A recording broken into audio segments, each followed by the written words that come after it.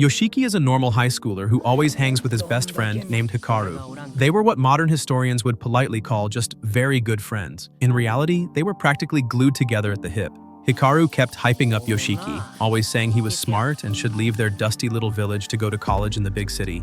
He even teased that maybe Yoshiki didn't want to go because he didn't want to leave him behind.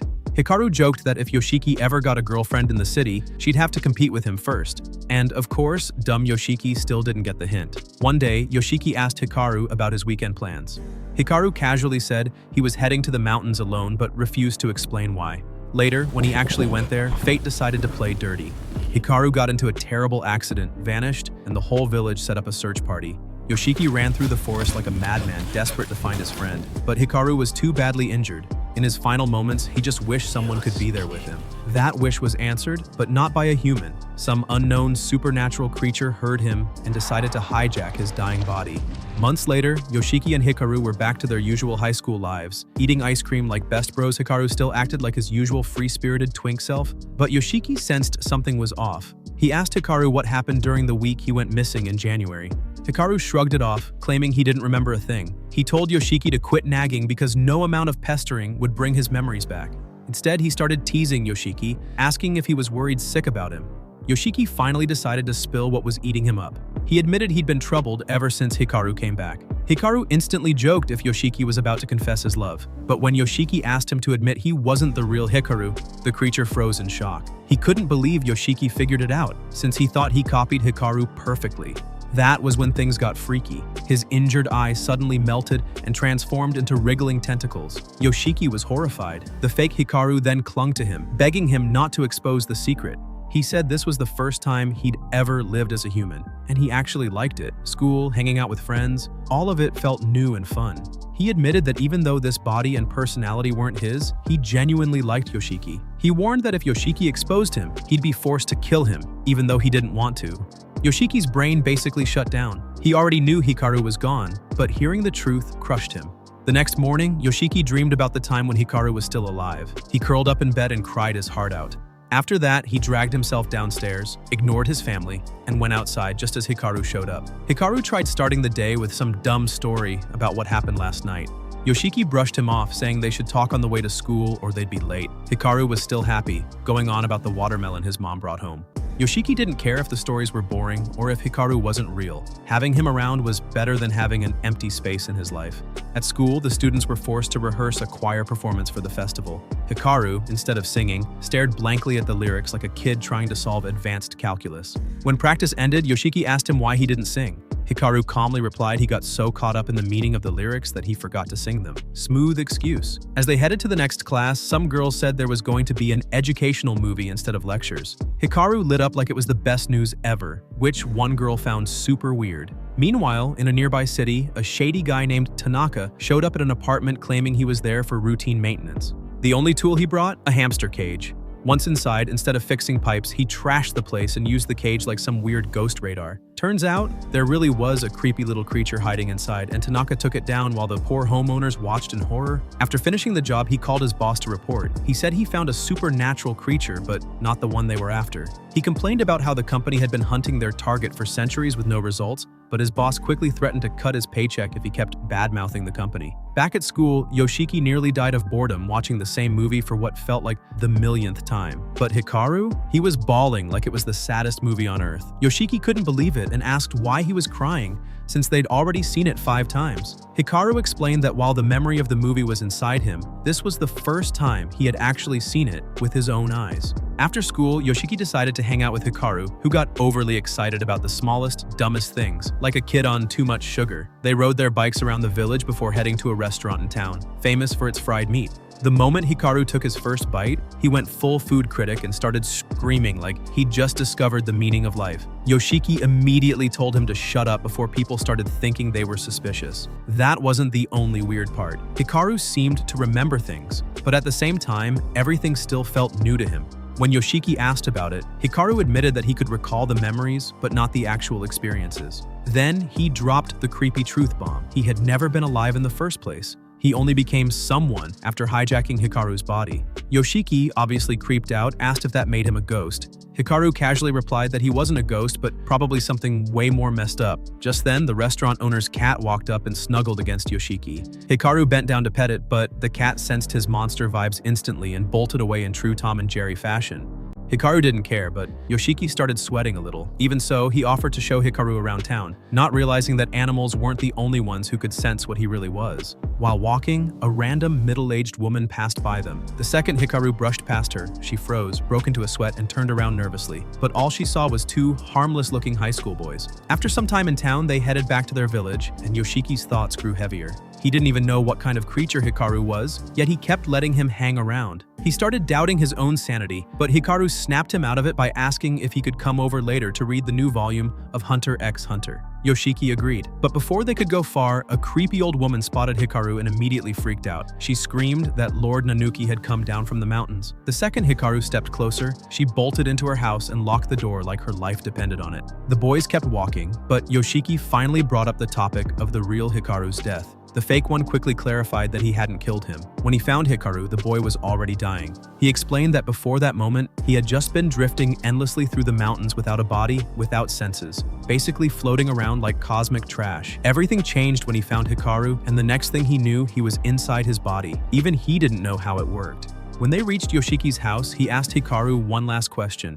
Did he actually like him? Hikaru said yes. That answer broke Yoshiki a little, because the real Hikaru had never said anything like that to him. Tears rolled down as he walked inside, telling Hikaru not to ever leave him again if he really meant it. That night, Yoshiki tossed and turned, unable to sleep, while the monster decided to pay a visit to the old lady who had freaked out earlier. She instantly realized death was knocking at her door and refused to open it when Hikaru politely said he had a delivery. She yelled at him to go away, but he still slipped inside somehow. Her old memories flooded back, her body froze, and the last thing she ever saw was the monster's true face before he killed her. The cops rushed to the scene after getting the report, and soon the whole village buzzed with fear. Some residents panicked, convinced that Lord Nanuki would come for them next. One of them immediately contacted Tanaka, the shady exterminator, begging for help. Tanaka reluctantly accepted the job, though he wasn't thrilled about going into a creepy village to fight a ridiculously strong monster. The next morning, Yoshiki and Hikaru headed to school on their bikes. Hikaru complained that Yoshiki was cycling too fast, but when Yoshiki suddenly stopped, Hikaru assumed it was for him. Instead, Yoshiki was staring at the stream of police cars passing by. Hikaru cheerfully explained that the crazy old woman, Matsura, had died last night. He even admitted he was excited because it was the first time he'd ever seen a police car. Yoshiki felt something was seriously wrong, but he swallowed it to keep their fragile friendship alive. Meanwhile, Tanaka was on his way to the village, blasting girly anime songs in his car like the shameless weirdo he was. Back in Yoshiki's classroom, the students gossiped about Matsura's death. One girl said she heard the old woman had unalived herself by shoving her own arm down her throat. Another friend shivered, saying she must have seen something she wasn't supposed to. Yoshiki glanced at Hikaru, but the boy stayed silent, blending in with the crowd. Out of nowhere, the buzz cut guy, let's just call him Buzz, suddenly confessed that maybe he was cursed too. The girls immediately rolled their eyes and asked what the hell he meant. Buzz explained that he often took a shortcut through the forest after school, and it was spooky as hell. The girls told him to stop being such a baby, but Buzz insisted they didn't understand. He said every time he tried to lift his eyes off the path, his body froze like he'd been paralyzed. He admitted he couldn't take it anymore and begged Yoshiki to walk home with him. Yoshiki instantly rejected him, saying he had zero interest in playing babysitter. That was when Hikaru showed up, curious about the drama. He volunteered to go with Buzz and Yoshiki, shocking everyone. Back in the day, Hikaru was terrified of ghosts. He used to faint during horror movies. The girls asked if he was sure he could handle it, but Hikaru calmly said those things didn't bother him anymore. Buzz almost cried tears of relief and decided the whole squad was going to walk him home through the creepy forest that day. Meanwhile, Tanaka finally reached the village. A group of angry men immediately surrounded him, furious that he had taken so long. Tanaka just laughed in their faces and said he'd start right away. He marched straight into Matsura's house, ignoring the fact that it was still a crime scene, and the men reluctantly followed him. He looked around at the mess and commented that the place looked like a dump. Then he asked Takeda about his father. Takeda explained that his old man refused to leave the house, convinced he'd be the next victim. Tanaka laughed again, saying he had already predicted this. Takeda snapped, grabbed him by the collar, and demanded he take things seriously because people were dying. He even blamed Tanaka's company, saying their strange rituals had caused this mess. But Tanaka argued that without their interference, some giant corporation would have completely wrecked the geography of the area, and that would have been far worse. Just then, the shriveled old man with his own buzz cut spoke up. He claimed the village was dealing with more than just Matsura's death. He said it all began when Hikaru's family failed to complete a ritual they were supposed to perform. Meanwhile, in the forest, Buzz proudly led his friends to the path he feared so much. The others agreed it looked creepy, but instead of panicking, they just walked straight in. Buzz froze in shock. They had already done something he could never manage. Realizing he was about to be left behind, he sprinted after them. Strangely enough, nothing happened. The forest was quiet. Buzz sighed in relief, admitting he might have been paranoid. He thanked his friends for helping him face it and told them to be careful heading home. Back at Matsura's place, Tanaka noticed the words Lord Nanuki scribbled all over the walls. He asked what they meant. The old man explained that when Matsura was young, she'd gone into the mountains and seen something terrifying. Even though she lived normally afterward, things changed after her daughter mysteriously vanished. From that day, she became unstable. Tanaka pressed for details about the missing daughter, but the men grew uneasy. Tanaka muttered that whatever Matsura saw in the mountains both scared and attracted her. Suddenly, his hamster started running wild inside its cage, reacting to supernatural energy in the house. Back in the forest, Yoshiki and the group were heading home peacefully when Yoshiki suddenly felt eyes burning into him. He looked into the trees and saw a strange white zigzag line. The more he stared, the closer it came. Soon, that swinging line stretched into the long neck of a ghost. By the time Yoshiki realized what he was looking at, it was too late. He froze, panicked, and stared at the ground. But Hikaru, unlike his old self, wasn't fazed. He told Yoshiki that avoiding eye contact wouldn't help because the ghost was already trailing him. Hikaru then shouted at the spirit to come after him instead, and blood suddenly burst from his nose. Meanwhile, Tanaka led the men to the local shrine, explaining it was the only safe place from the dark energy inside Matsura's home. He revealed that before coming to the village, he'd gone to the mountains and found a small bag. The men instantly recognized it as Hikaru's father's bag. When Tanaka pulled something out, they all recoiled in disgust. It was a dried, shrunken human skull. Tanaka explained that this little charm could ward off evil spirits. At first, he thought it was why the mountain's impurity had disappeared, but then he realized he was wrong. The impurity hadn't vanished. It had come down from the mountains and was now hiding among them, disguised as a human. At the same time, Yuki, one of Yoshiki's friends, heard a disturbing, bone-chilling voice that no one else could hear. Without explaining anything, she grabbed her friend Asako's hand and dragged her away from the forest immediately. Meanwhile, Yoshi checked on Hikaru, demanding to know what just happened. Hikaru casually explained that the ghost had tried to latch onto Yoshi, so he compressed it and ate it like some cursed midnight snack. The ghost didn't go down easy though, and the struggle left him with a bloody nose. Hikaru then added, in his usual creepy romantic way, that ghosts were lonely creatures who clung to anyone that noticed them. That was why he didn't want Yoshi looking at anyone else. Only he was allowed to latch onto him. Yoshi, of course, had no idea whether to be flattered or terrified. The two eventually reached the road where Yuki and Asako were waiting. Hikaru quickly lied, saying he had just tripped and busted his nose. Yuki apologized for leaving them earlier, explaining she'd heard a strange popping sound. Hikaru brushed it off, saying it was probably just a gunshot somewhere in the distance. But Asako, sharp as ever, noticed that the creepy aura of the forest had suddenly disappeared. She suggested that the sound must have destroyed it. That made Hikaru instantly suspicious of her. Anyone too sensitive to supernatural energy was a threat to him. Later, back at school, Yoshi pressed Hikaru to explain how exactly he managed to eat a ghost. Hikaru dragged him into a storeroom, started stripping without hesitation, and prepared to show off how his body worked. Just as things got awkward, Hikaru's mind flashed back to a childhood memory.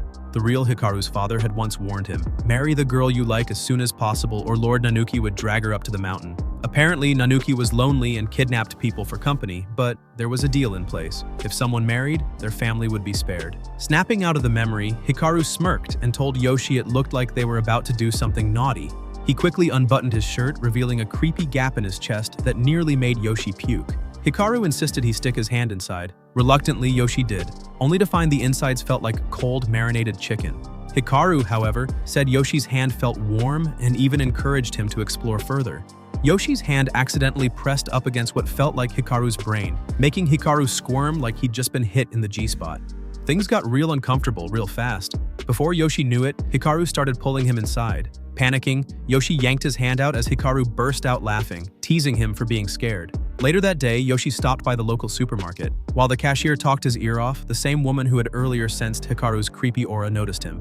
Yoshi zoned out until it was finally time to leave. As he stepped outside, he couldn't stop thinking about the bizarre experience of being inside Hikaru's body. Just as he was about to hop on his bike, the woman suddenly grabbed his hand. She warned him that he was getting close to something very dangerous and needed to back away immediately. Already flustered, Yoshi asked what she meant. The woman told him if he got too close to that creepy thing, he'd eventually stop being human. She introduced herself as just a regular housewife with the ability to see supernatural stuff and insisted she meant no harm. She explained that for months she had sensed a terrifying aura from the mountain near the village, but then it suddenly disappeared. Now she realized it hadn't vanished at all. It had attached itself to Yoshi. The woman warned him not to stay mixed up with Hikaru. She knew he had his reasons, but if he didn't act soon, it would be too late. She handed him her number, telling him to call her whenever he was ready to make a decision.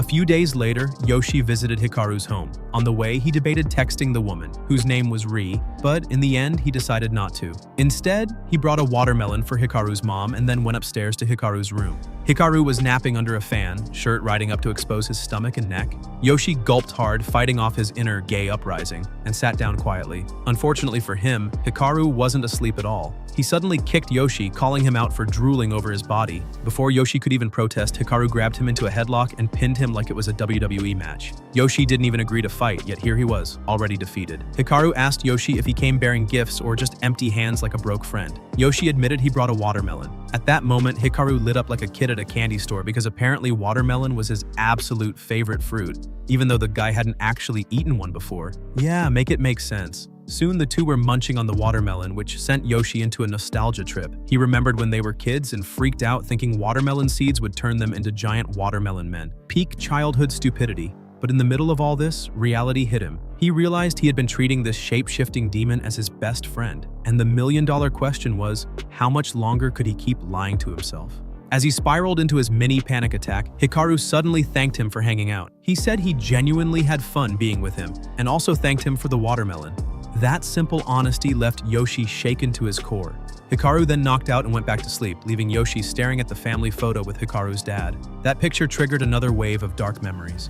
Hikaru's dad had died not long after that photo was taken, dragged into the Forbidden Mountains. And guess who else disappeared into those cursed mountains around the same time of year?